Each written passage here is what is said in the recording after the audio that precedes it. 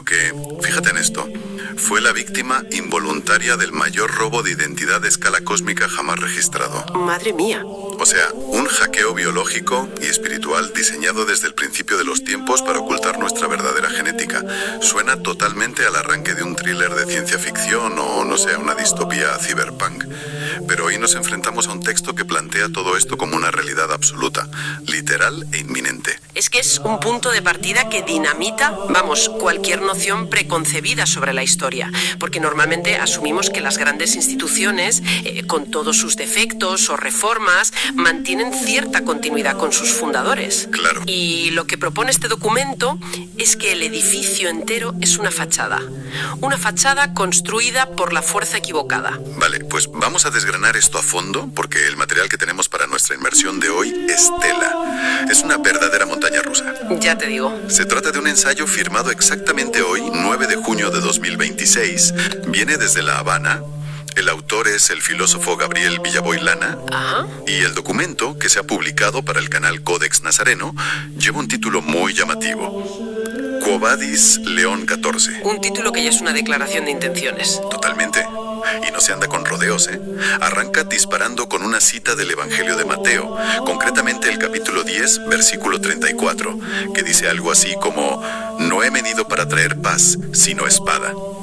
Y a partir de ahí, el texto da un giro loquísimo. Mezcla genética ancestral, teología y conspiraciones cósmicas. Eso es. Y, a ver, aquí creo que resulta vital hacer una pequeña pausa técnica antes de meternos en el barro, porque hoy nos ponemos el traje de analistas puros y duros. Sí, muy importante esto. Las opiniones y sobre todo las afirmaciones tan, digamos, teológicas y políticas de este documento son extremas, son polarizantes. Muy controvertidas, sí. Exacto.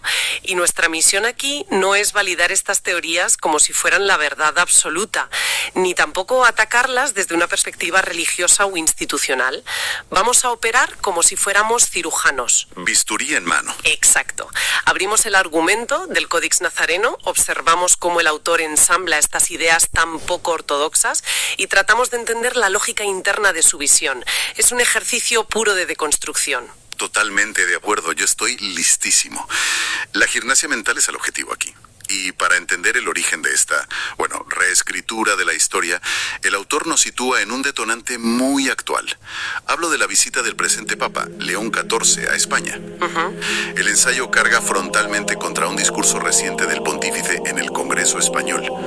Villaboy Lana describe esa escena del Papa rodeado de políticos de todas las ideologías y la califica sin tapujos de demagogia y populismo dogmático. Pero lo verdaderamente revelador de esta crítica no es el ataque al Papa en sí.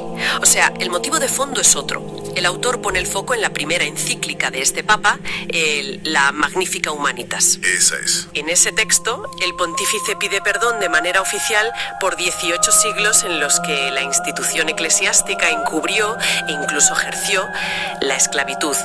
Y claro, para gran parte de la sociedad esto se lee como un acto histórico de contrición y de modernización.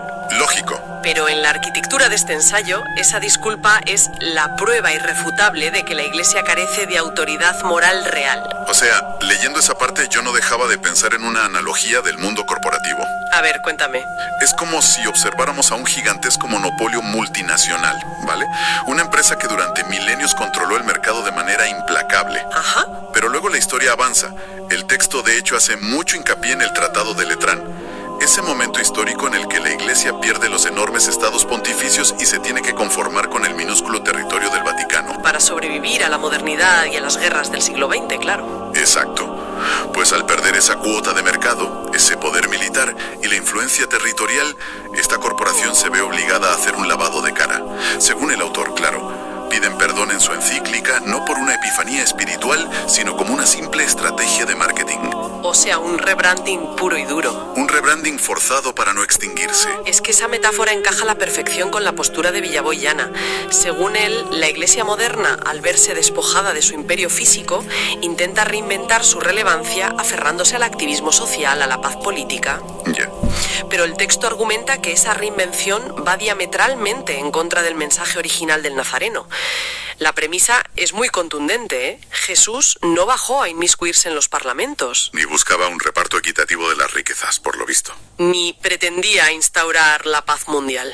Claro, y yo me pregunto cómo justifica el autor una afirmación tan radical, porque choca de frente con la imagen compasiva que, digamos, la cultura popular tiene de Jesús. Bueno, el texto sostiene que buscar la paz terrenal es de hecho colaborar con el enemigo, porque este mundo, tal y como está estructurado, está gobernado por el mal, con mayúsculas. ¡Wow! O sea que si el Papa se sienta con los políticos a hablar de arreglar el mundo, lo que está haciendo es crear la falsa ilusión de que a esta civilización le queda un largo futuro por delante. Exactamente.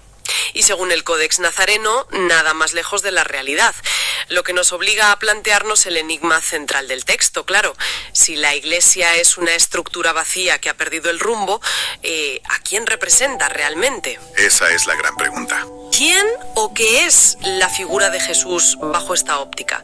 Y aquí el autor abandona la geopolítica por completo y nos lanza a un abismo que mezcla misticismo antiguo y conceptos que casi rozan la ciencia ficción dura. Es que el vértigo empieza justo ahí, cuando el documento empieza a tachar de la lista todas las definiciones clásicas.